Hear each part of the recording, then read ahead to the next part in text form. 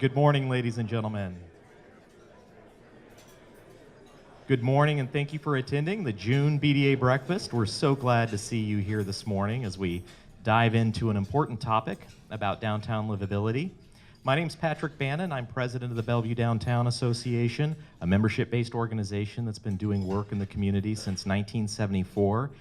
We thrive on the input and creative ideas from our members, and so thank you for that. And if you're not a member, please feel free to chat with me. We'd love to get you involved with the BDA. A couple quick announcements before we get into our panel presentation. First, we'd like to say thank you to our program sponsors for the BDA Breakfasts. They are Kaiser Permanente, Fortin Group, and Puget Sound Bank. Please join me in thanking them.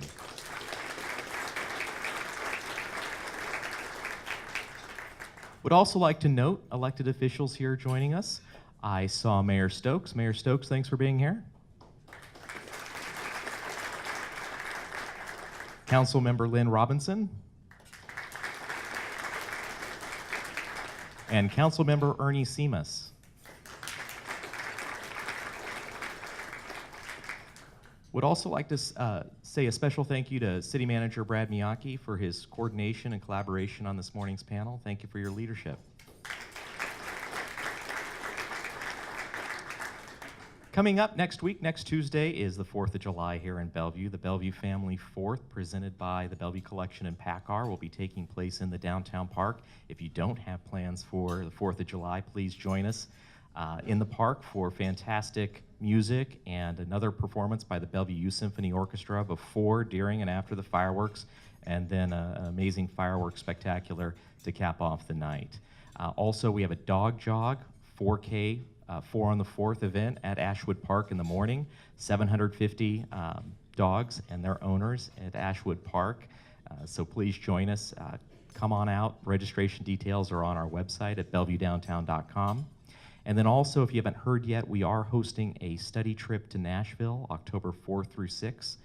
Nashville currently has more than $2 billion worth of development either underway or in the pipeline, a significant brand and music city, and we're going to take a delegation there in early October to learn about Nashville and explore the city. So please join us, register if you can, at bellevuedowntown.com. So moving through to our panel presentation now, we're joined by 6 members of the leadership team at the City of Bellevue, department directors. Our topic this morning is downtown livability. And as we've been engaged with downtown livability over the years, it's primarily meant the downtown land use code update, which hasn't had a meaningful update for about 35 years.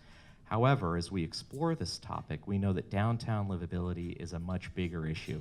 It's a much bigger opportunity for downtown as we create a livable place, not just for residents, but also for the talent we hope to retain and attract here, the visitors that we hope to attract here, and all people who are going to experience downtown Bellevue in the future.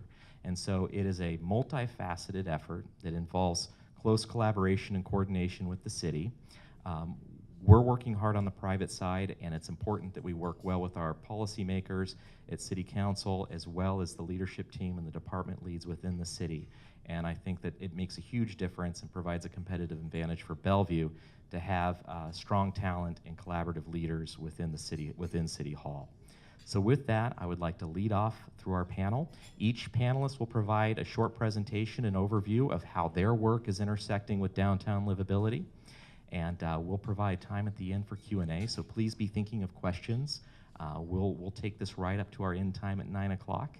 And with that, I will introduce our panelists just briefly. Everyone should have a card on their table noting names and in what department they work. We have Dan Stroh, who's the planning director. We have Mike Brennan, Development Services Director. Dave Berg, our transportation director. Nav Otal, our utilities director. Patrick Foran, Parks Director, and Lenka Wright, Chief Communications Officer. We will begin with Dan Stroh. Dan, the audience is yours. Well, thank you, Patrick, and good morning. We're real glad to be here this morning. Just last night, actually, we were in front of the City Council launching the Council's review of the Downtown Livability Code Initiative work. So the timing is great to be here this morning on the heels of that. I want to start out with the question about what is livability. There's a quote in the comprehensive plan here. Livability is about quality, about weaving an urban fabric, rich in resources and quality of life. But it's really about thousands of things that really make this a place in downtown Bellevue that works great for residents and workers and visitors. 1,000 things, from having active street fronts to making sure the garbage gets picked up, to keeping people and goods moving, to having open space and trees and access to light and air, to knowing that an aid car or police response will be there when needed, to preventing midnight glare in residents' windows. So it's a whole vast variety of things add up to livability.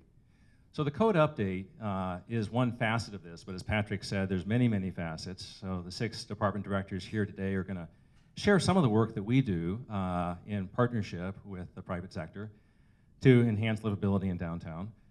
Missing from this panel, very important, the 2 chiefs, the police and fire chief. So no question that public safety is a key facet of livability and one of the strengths of downtown Bellevue and the city of Bellevue. They have been to the BDA recently in a similar breakfast, so they have graciously bowed out because we have a pretty big panel here, but public safety is a big facet of this as well. Starting with people, livability is all about people. So quick snapshot here of some of the people who live downtown. It's a pretty young group. The typical person in downtown as a resident is 18 to 44 years old, but there's quite an age distribution there. 50-50 chance of being male, female, foreign born, also almost 50%. If you look at the household types, tend to be smaller households. Single persons are the vast majority of downtown households, and married couples with children. So tend to be smaller households than the city as a whole. But this is just a snapshot, and really the point is it's about people, and livability is also about the people who work downtown. You can see that's also on the left, a fairly young crowd of our downtown workers, and distributed across a whole range of different kinds of jobs downtown. We have a rich and diverse job market downtown. The services sector is the biggest one, but that encompasses a huge range of people from IT and professional administrative services to people who actually are in restaurants and retail, and a variety of diverse occupations that make up the workers downtown. But the point of all this, in a quick snapshot, is that livability is really about people, and you want to start there. The code update, which Patrick mentioned earlier before the City Council last night, has been some years in the coming. It really is trying to align our code, which actually sets the rules for billions of dollars of private investment, with trying to create the kinds of livability outcomes we all want to achieve. So a greener, softer downtown, a downtown that's looking forward to some of the changes that we anticipate with the coming of light rail and others, and the evolution of downtown Bellevue over the years. So it's long overdue, and it's been underway for quite some time to try to get this right and to make sure that the rules for development as set by the code are achieving the kind of outcomes that really make downtown a more livable, walkable, warm, and friendly place. The council will be reviewing this work from the Planning Commission in the coming weeks and months, and we're glad we're at this stage of the point in launching this. But again, part of this bigger picture of livability, another exciting initiative that we're working on, and from my perspective, perhaps the most exciting, is this idea of the Grand Connection.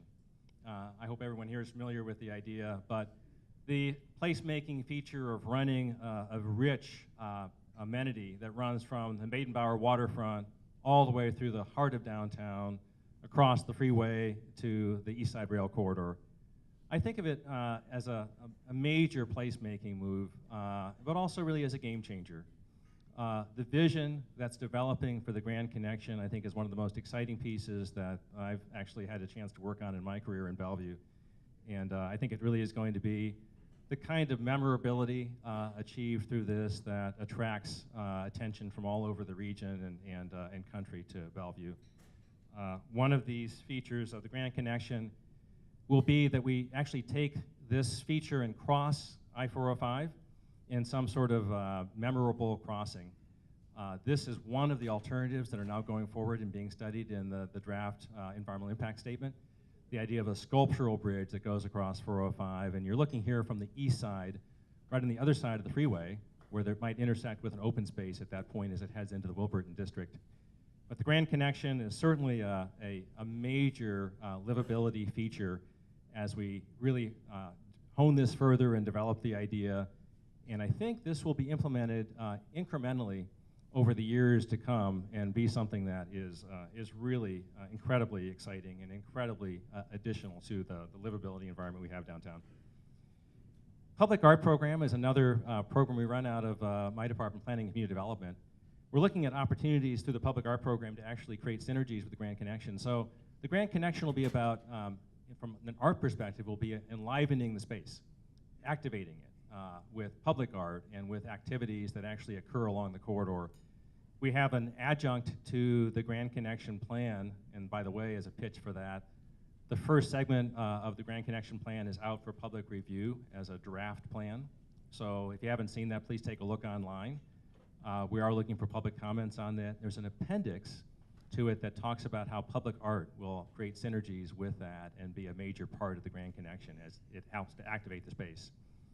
We're looking for some activities along the core that really take into the Grand Connection, that take into account our technology and gaming industries, where we might have some interactive public activities along the Grand Connection. And then the sculpture exhibition. Every other year, the city actually runs a sculpture exhibition, and we're looking at opportunities to actually program that sculpture exhibition onto the Grand Connection. So ways that we get synergy out of the public art program and the Grand Connection and the livability that it's moving forward with. And then finally, I would touch on affordable housing. Of course, downtown is our fastest growing residential neighborhood in the city. And part of livability is making it affordable for a range of people and all the workers that really are trying to find places to live closer to the center here and keep Bellevue an inclusive community. So our work here is really working with incentives and partnerships to help foster a wider range of housing choices. So with that, I'll turn it over to Development Services Director Mike Brennan. Thank you, Dan, and good morning, everyone. It's a pleasure to be here. Click.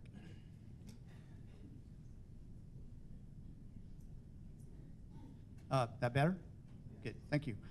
So Development Services really, the primary responsibility of Development Services is really to facilitate the implementation of development that creates this livable, memorable, safe downtown community. Just for a little bit of backdrop on kind of what's been going on in the effort to implement that development. As we all know, we've been on top of this development cycle for about 3 years now and have seen incredible amount of really amazing development come to life, really vitalizing the downtown. Just a quick snapshot for comparison for what's happened in the last year. We issued about 15,000 permits, represented about $780 million. That significantly underestimates the actual market value of that investment.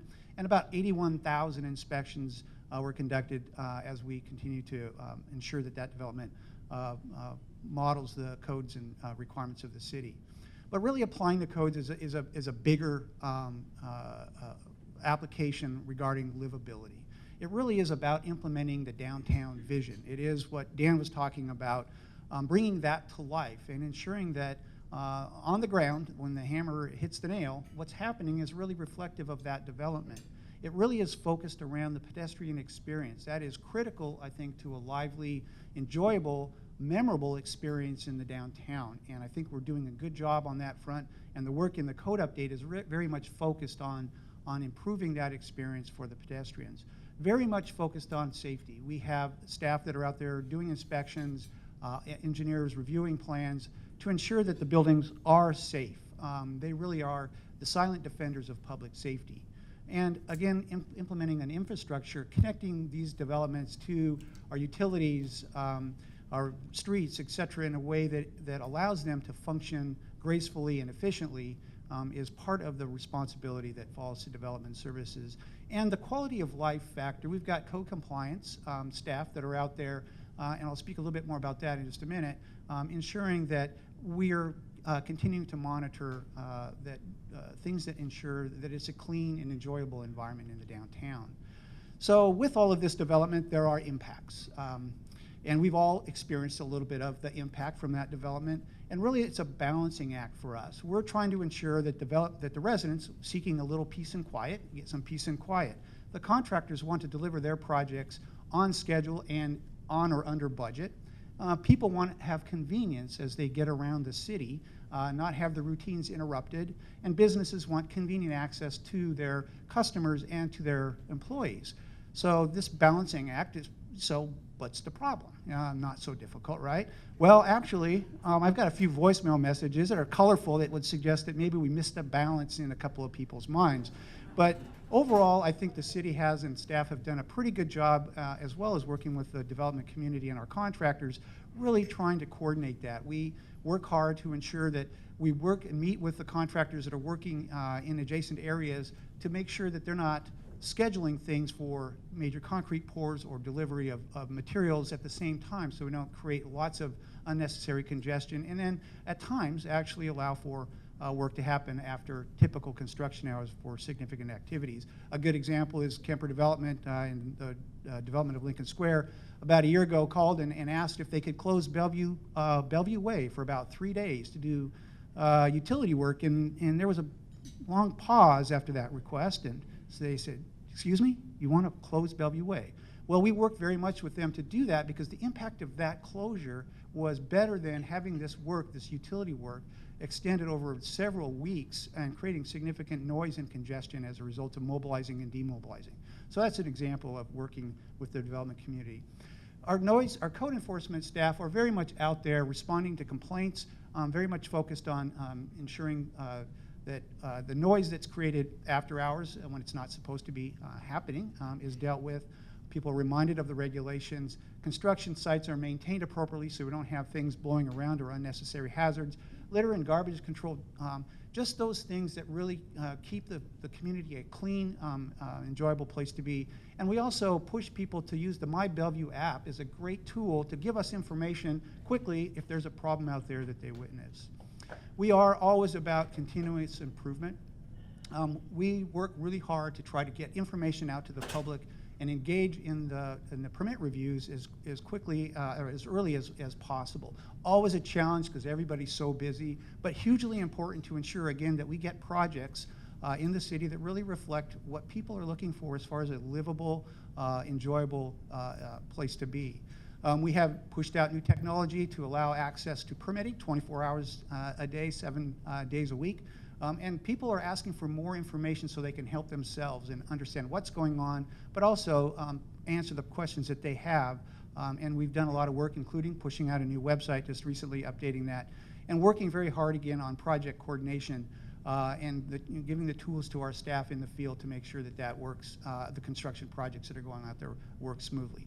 So with that, I will now hand the microphone to our Transportation Director, David Berg.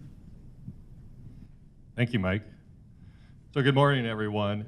Yeah, I'm here to speak about the Downtown Transportation Plan and how it supports both mobility and livability within downtown. The transportation system has to do both. Our Transportation Commission was the lead in recommending a downtown transportation plan to our City Council.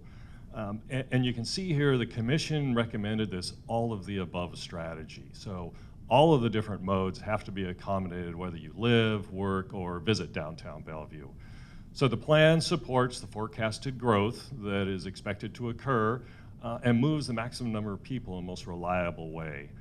But it also supports livability, a quality of life. So we didn't just consider the space between the curbs, the normal roadway that you may think about where the cars are. We went from building to building and really thought about all the different modes and how they're all going to be accommodated, as well as the quality of life and the memorability of how the transportation system can help deliver to a more livable downtown.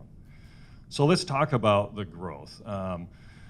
So the model assumed we were going to have a significant amount of daily person trip growth within downtown. And if you want to talk about the wonkiness of modeling and transportation planning, come see me afterwards. I'm not going to get into that here. Suffice it to say, an additional 280,000 daily person trips is a significant increase within downtown. So thus, the all of the above strategy. We're going to need to use all of the modes to make sure we can accommodate all of them.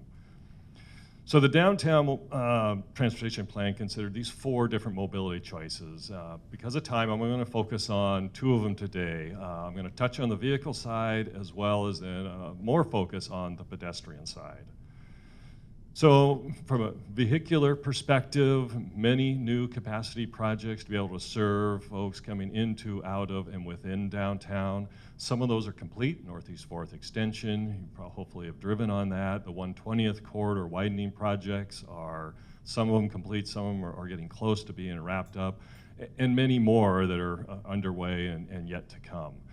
But in addition, Interstate 405 is that key link to and from downtown. So between advocating for expansion of 405 as well as additional off-ramps so people can get from 405 into and out of downtown are high priorities on our council's list as we continue to advocate for that state funding to be able to serve the needs of downtown. I'm going to shift focus now to pedestrian mobility and really looking at a number of ways how pedestrians move in and around downtown. And if you think about downtown and many other urban areas around the country, and you see it out here today, more and more people are living within downtown, more and more people live and work within downtowns and urban areas. So accommodating the pedestrian mode is going to be key as we move forward. So we're doing that in multiple different ways. First off, at intersections, addressing issues such as safety, capacity, the comfort of walking across intersections, as well as the access for the disabled. All of those, we looked at all the intersections of the downtown, came up with plans to make sure we addressed all 4 of those aspects. And here you can see a project that was recently implemented out at Northeast 4th and 108th, where we actually saw before folks actually walking out and mixing with cars because there just wasn't enough width to accommodate all the pedestrians there. So we widened the crossing, added a better, more comfortable waiting areas on the corners, as well as better disability access at this intersection and some memorable pavement markings to try to add to the pedestrian experience within downtown. Another area we are addressing are mid-block crossings. We have 9 of these installed in downtown now and more to come. Quite often, the mid-block crossings are the quickest route for pedestrians when you consider Bellevue's super blocks within downtown to get from one side of the street to the other. So as we developed the downtown transportation plan, staff was out watching where people were walking, where they were jaywalking, and actually that's already been the first priority for where we've installed these mid-block crossings. And as you can see, they're not just convenient pedestrian crossing, but we can add all sorts of other features, medians, landscaping, add greenery, add to the experience of the pedestrian as they are making their way through downtown. Another area where we are looking at the greening of downtown is at downtown medians. There's been a number of areas that we've identified where we could install medians within the downtown street area to add greenery. Sometimes we could also incorporate, again, the mid-block crosswalks, but it really adds to that experience of the streetscape and the experience for both the drivers and the pedestrians. This one on the bottom right is of Bellevue Way, and you would never know there's another couple lanes of traffic on the other side of that because the median really breaks it up and makes it feel much more pedestrian-oriented. And finally, one of my favorite projects is on the PED corridor, affectionately known as the cattle chute. If you haven't seen this at night, we've obviously widened it and made it a more gradual slope and added some pedestrian scale lighting to, again, enhance the experience as a pedestrian moves through that area. A couple of years ago, we implemented a very sophisticated traffic signal system in downtown and increased the throughput of vehicles almost overnight because of that. But a side benefit of that is we are working with 2 cellular companies now that want to use the fiber optic system out there to put these little small scale wireless antennae on our street lighting poles to be able to provide better cell service within downtown. As the downtown grows, both from a worker and a living base, we all have our smartphones, we're using a lot more bandwidth. So the side benefit of the signal system is we can help provide better cell service within downtown. And finally, our video analytics project. Unfortunately, we had one fatality, pedestrian fatality last year, one fatality overall within Bellevue, and it was a pedestrian, it was in downtown, and it was in a marked crosswalk when they were walking with the walk light. As far as I'm concerned, that's one too many. So we have a project, again, the video analytics project is a partnership with Microsoft and the University of Washington, where we are using our video footage and some new technology from a computing perspective to be able to identify near-miss collisions that are occurring out there in our street system. Hopefully what we'll be able to do is learn from those near misses and identify places where you see those and take corrective action ahead of time so we can prevent fatality accidents, prevent serious injury accidents on our streets within Bellevue. So with that, I'm going to turn the microphone over to Naval Tall, our Utilities Director. Thank you, Dave. Good morning. So when you think about downtown livability, I bet you're not thinking about stormwater runoff, sewer system, even garbage pickup or drinking water. But imagine this town without these services even for one day. Imagine this morning if you got up and there was no running water. These are the services that we provide day in, day out, and they're largely out of sight and out of mind. Our goal is to make sure that you rest easy, that downtown and the rest of the city will have these quality services today and in the future. And we do that through a number of different means.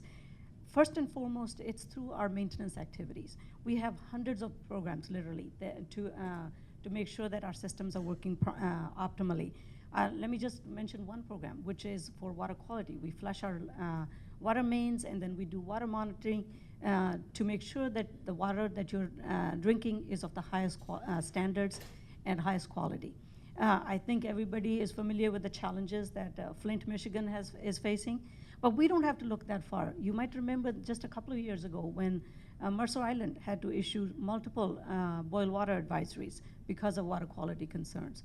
Our goal is to prevent incidents like that from happening in Bellevue. With a vibrant and 24-hour downtown, it can be challenging to do these maintenance activities. For example, if we do them during the daytime, that may impact businesses and traffic. If we do them at nighttime, that can impact residents living downtown. As Mike mentioned, one of our goals is to schedule our activities in a way to balance these competing interests and competing needs. Too many things to, and we are continually investing in our infrastructure. We have, over the next 7 years, we will be investing almost $250 million to improve our systems, including water mains, pump stations, and reservoirs. A couple of projects that you might think of in downtown is one is the upgrades to a pump station on 112th Avenue that was recently completed. We will be doing a flood control project on Northeast 8th and on 100th Avenue. So utilities is one of the few services that you receive that needs to be functioning 24 hours a day, 7 days a week, 365 days a year. Because continuity of service is so important, we do a fair bit of resiliency planning so that we're prepared for emergencies like earthquakes.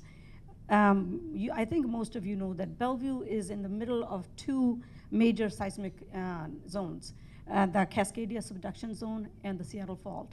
We have been actively over the last few years working with our regional partners, including Seattle, Everett, and Tacoma, to make sure that we are planning for such an event. And internally, within the utilities, we are doing seismic upgrades to our systems, and we're looking at alternate water supply for emergency water supply, because this area could be without water for up to a month. We also spend a great deal of time working with Dan's group on growth, preparing for growth. I think you are all aware of the tremendous growth we've had in the last few years, and we want to make sure that our systems are sized to meet that growth, and we have to be well ahead of that, the curve, in order to make sure that we are not obstructing that growth. In the last several years, we've spent about $24 million upgrading our sewer system to meet the downtown demands. In the next couple of years, we will be upgrading the water systems to meet water supply largely for the west side of Bellevue. But it is an exciting time to be managing utilities, I will tell you, and largely because of the advances in smart water technologies. Bellevue is poised to take advantage of those technologies and where it makes business sense and where it will improve outcomes for our customers. One of the things we're doing is changing out our meters to be installing smart meters. And with those meters, you will be able to get information on your water consumption on a daily or even hourly basis on your computer or on your iPhone. And it would even alert you if you have a water leak in your home. Another technology that we are using as a utility is acoustics testing to assess the quality of our water mains, which are most of them are underground. And this helps us to prioritize what pipes we will be repairing and replacing. A new technology that's just emerging is using satellite technology to evaluate and do leak detection on underground water leaks. And leaks go on for a long time in mains, and then before they're discovered. So these technologies are going to be critical in how we manage going forward. Another area that's very important to us is how we're managing the utilities financially. I think many of you know that utilities is a self-supporting, financially self-supporting business within the city government. What I want to reassure you is that utilities is in excellent financial condition. We have no debt, and we have a very high bond rating, which is going to be very important if and when we need to issue debt. One of the biggest challenges for us as a capital-intensive utility is that our systems are aging, and we need to have a plan for replacing them. And this isn't unique to Bellevue. This is a topic of conversation at a national level. This is another area where Bellevue Utilities is ahead of its peers. We are not only actively replacing our infrastructure, but we have a long-term funding plan where a portion of our rates are dedicated to funding future replacement of our infrastructure. And last but equally important, we can do all that while maintaining rates that are competitive with our neighbors right now, and they will be even more competitive in the future. Thank you, and I'm now going to turn it over to Patrick to talk about parks. Thank you, Nav.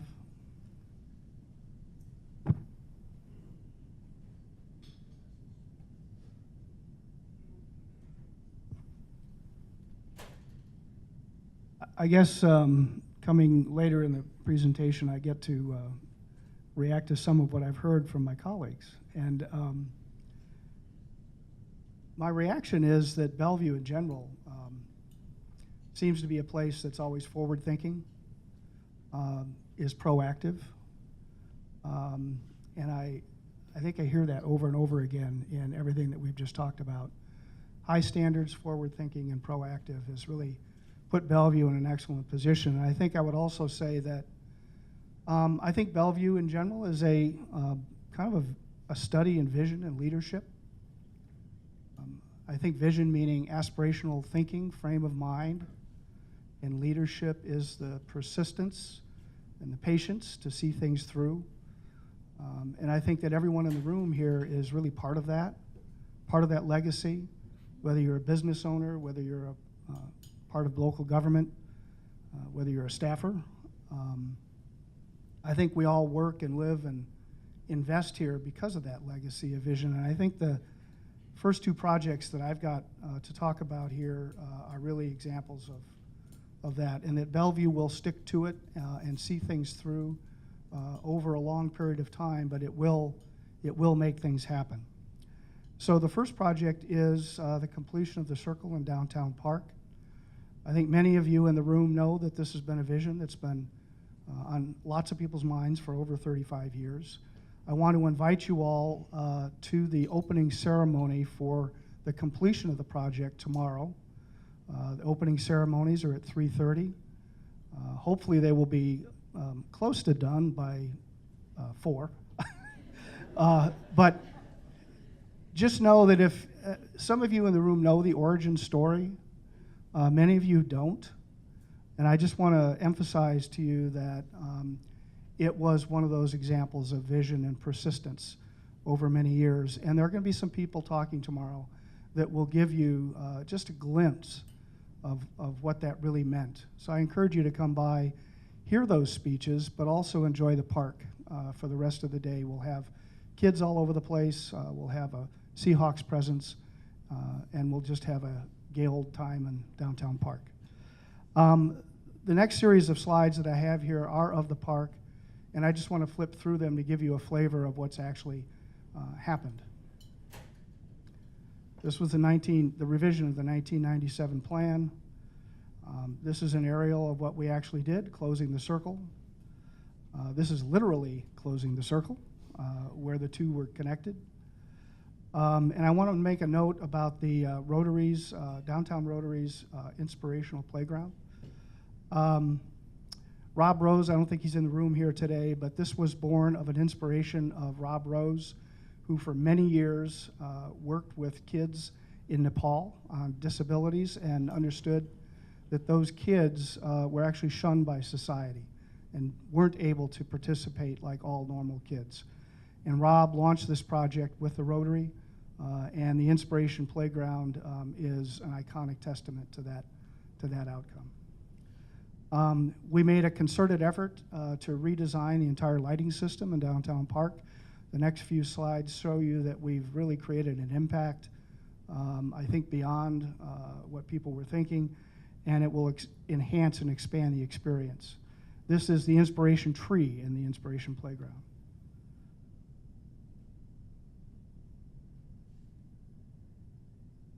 So picture yourself having dinner on Main Street, and after that, having a stroll in the park. And I think that's what this park is all about.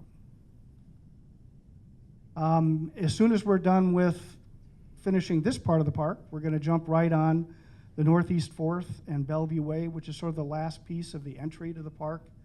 We'll be in design shortly on that, and we should have that completed by the end of 2018. This is a picture of what it is today. The next series of slides relate to the Maidenbower Bay Park and land use plan, actually. This planning effort was completed in 2010.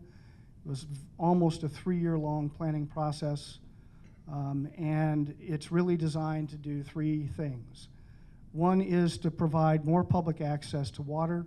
Bellevue is a community that has water on its east side and its west side, Lake Sammamish and Lake Washington, and really very little public access.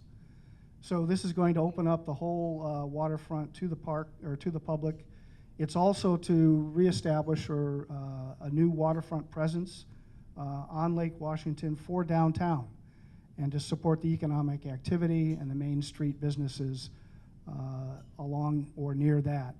It's also a project of environmental stewardship, and we're doing a lot of work to improve the shoreline. So the next series of slides is to give you an idea of what is there now and what it will look like. Current marina.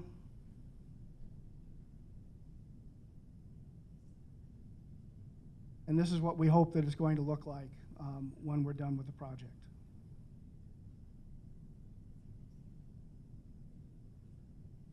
The first phase of the project is currently funded and is actually under construction right now. And it's this part of the park, which is the swimming beach and a series of terraces, environmental stewardship up in the ravine, walkways, a beach house, and we're also going to improve the whaling house so we can use it for public events. And these are pictures of the actual construction. This was the demolition of the buildings and the houses that were along the lake. And it's largely a moving earth project. There's about a 100-foot elevation drop from the top of the street down to the water. And we wanted to make a series of terraces and walkways to open it up for everybody. Last couple of slides. Next on the block for planning is Ashwood Park. The library is on the right. Kids Quest is on the left. This is what it looks like today. We'll be master planning this park in 2018. And then there's 2 parks that will be coming online in the next few years. One of these is where the tunnel for Sound Transit goes into the tunnel at Main Street and 112th.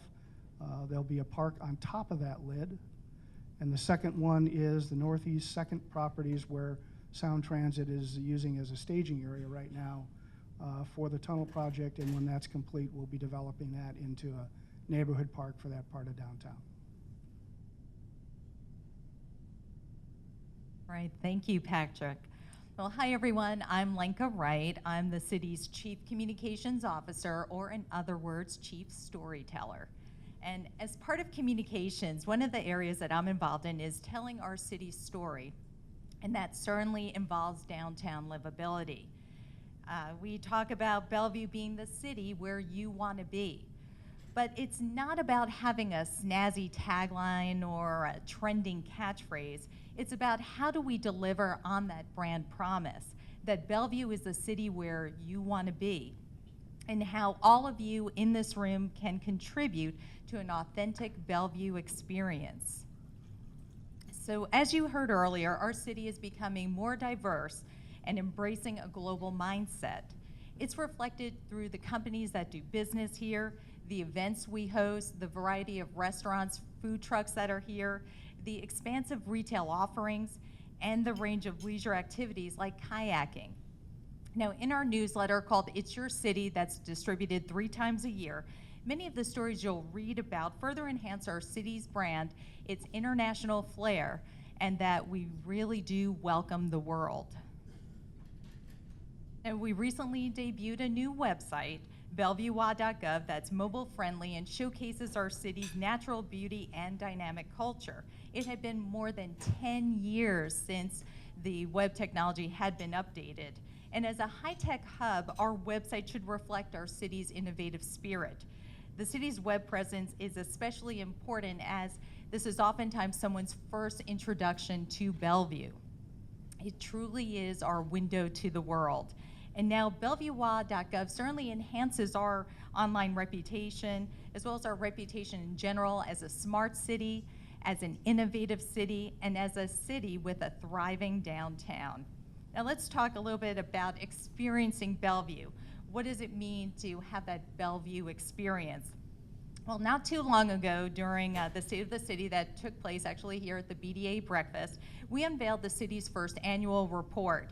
And if you need copies for your business, just come see me. And the publication breaks down the range of high-quality services that the city provides the community, as well as how the city's planning for the future.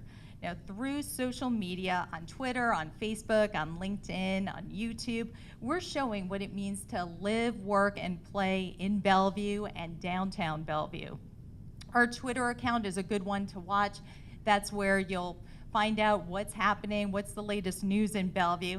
And in case you missed it, I see it up on the screen, that little pooch there wearing a certain sweater and blue pants wearing dog that was caught on the loose in a city park really got Bellevue's name out there, and not just here in the States.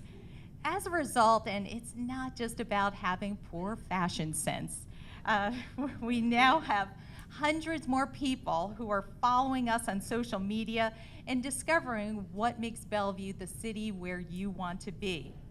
And if you haven't watched Bellevue Television, BTV, we have more reasons for you to tune in.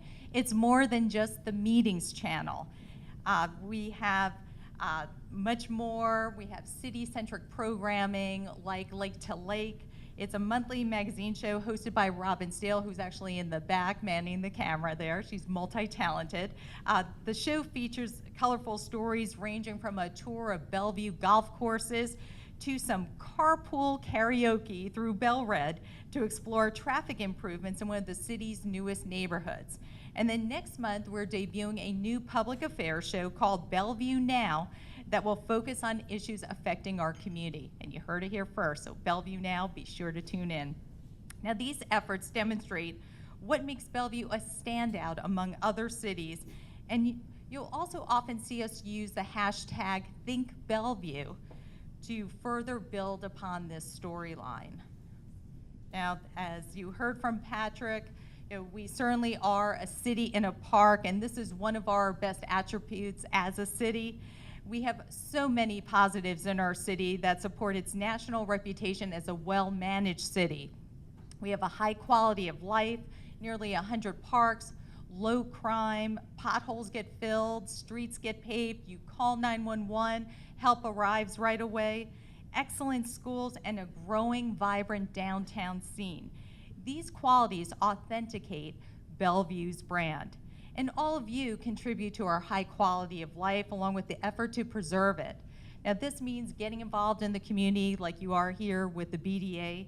And during your travels, talk with others about what makes our city special and why it's a great place to do business. And we all play a role in making our city someplace we want to live, that our downtown is livable. Nowadays, people like me, like you, we can live just about anywhere, but we all chose Bellevue for a reason, and maybe our city's reputation had something to do with it.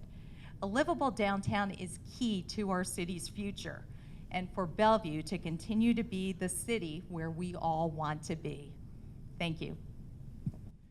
Please join me in thanking our panelists.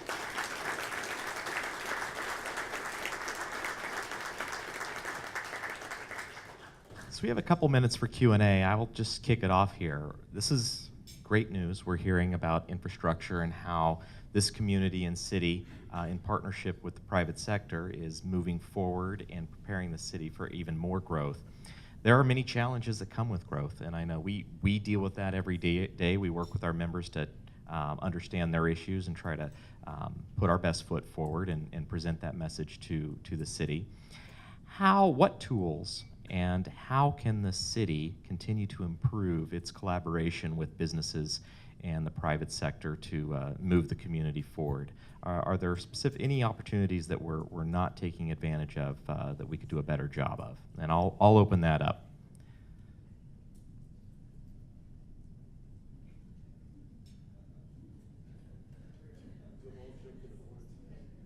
Somebody's gotta Oh, try Mike will jump something in. here.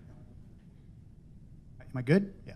So I think, as I think we've talked about, and I think Lenka connected really well with it, this idea of being connected and staying informed of what's going on so we can engage and do that in a timely way and not have things get way down the road before we hear from the community about what your interests are. So having that engagement early in the process, early in the planning process, in the permitting and land use review process through development services, I think is really critical to managing the change as it comes, because late in the game, it's a surprise, and late in the game, it's also much more difficult to make adjustments. So I think that early engagement is really critical, and staying connected is important. Timeliness is very important. Patrick. So I'll go a little bit off topic on that, but since it's all about people, I would say corporate citizenship. I think that we have some strong corporate leaders who do business in Bellevue, and I think the community has needs, and I think that you put those two together, and we can make Bellevue even a better place to live for everyone. So I would really encourage working with the city and working with any organizations that you have to really kick the bar up in corporate citizenship. I think that makes Bellevue a special place. Mike, my colleague Mike has a microphone, and I'd like to take a question or two from the audience.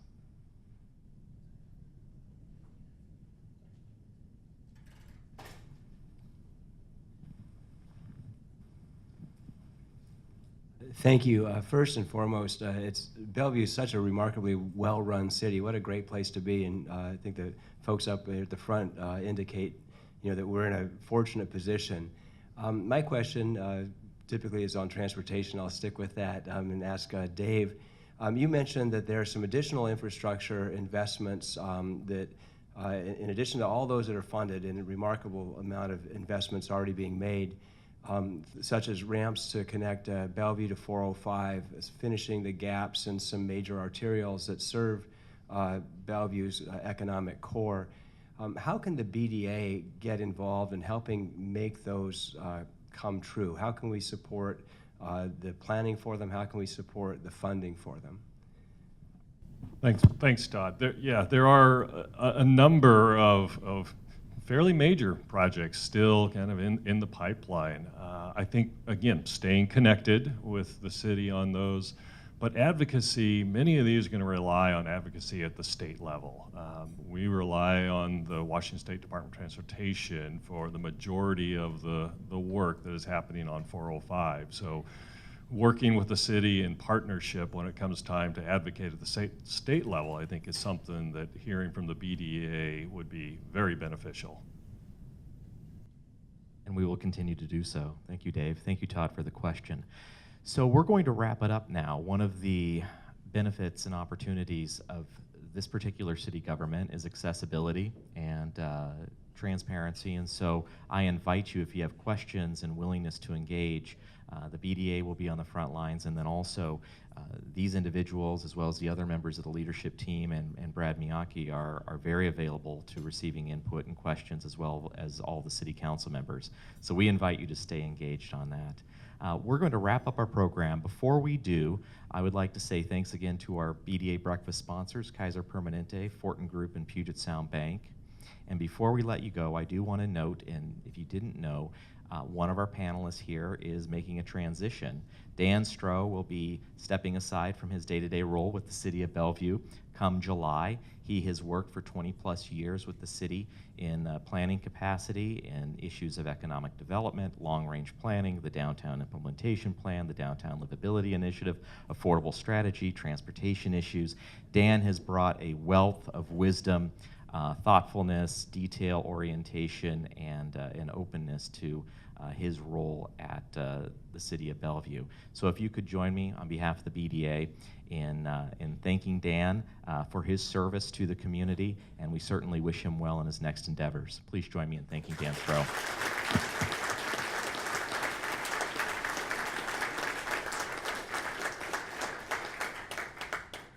On behalf of the BDA, we thank you for being here. We're going to take July and August off, and we'll see you in September with our City Council Candidates Forum. Have a great day, and thank you.